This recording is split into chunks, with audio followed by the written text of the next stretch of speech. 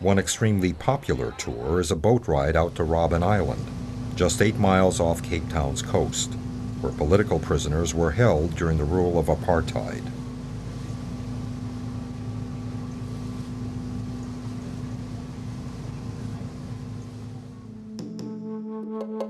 The first political prisoners arrived on Robben Island in 1961. The 1950s had been a decade of violence in South Africa. A new generation of black leaders, members of the ANC, or African National Congress, and other groups, organized mass protests against the unjust and oppressive laws of apartheid. Then in 1960, police shot into crowds of people protesting the pass system at Sharpeville near Johannesburg and in the township of Langa in Cape Town, killing more than 70 people.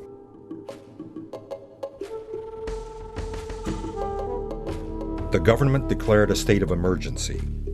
The ANC was soon declared illegal, and many of its leaders arrested. One of these leaders was Nelson Mandela. When Mandela arrived on Robben Island in 1963, he was met by a group of white warders shouting, "This is the island. Here you will die." He would not die here, but for Nelson Mandela, prison would be his home for the next 27 years. At his trial, he had stated, "During my lifetime, I have dedicated myself to this struggle of the African people. I have fought against white domination, and I have fought against black domination. I have cherished the ideal of a democratic and free society in which all persons live together in harmony and with equal opportunities. It is an ideal which I hope to live for and to achieve. But if needs be, it is an ideal for which I am prepared to die." Each day in prison is an eternity. Prisoners were allowed to write and receive only one letter every 6 months.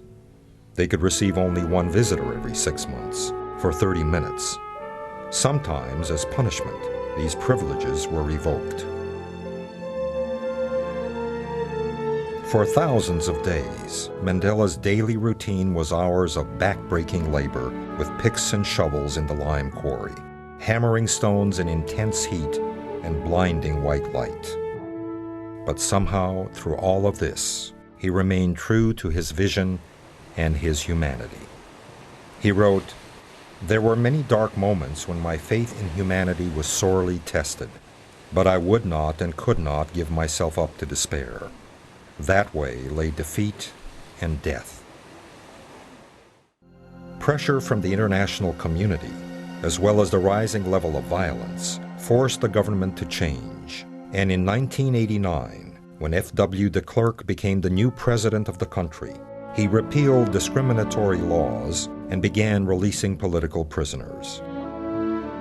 On February 11, 1990, 27 years after he was first jailed, Nelson Mandela was released from prison. Months of negotiations led to elections in which all South Africans were allowed to vote. And in 1994, Nelson Mandela was elected president of the country. At his inauguration, he stated, "Out of the experience of an extraordinary human disaster that lasted too long, must be born a society of which all humanity will be proud. Never, never, and never again shall it be that this beautiful land will again experience the oppression of one by another. The sun shall never set on so glorious a human achievement. Let freedom reign. God bless Africa."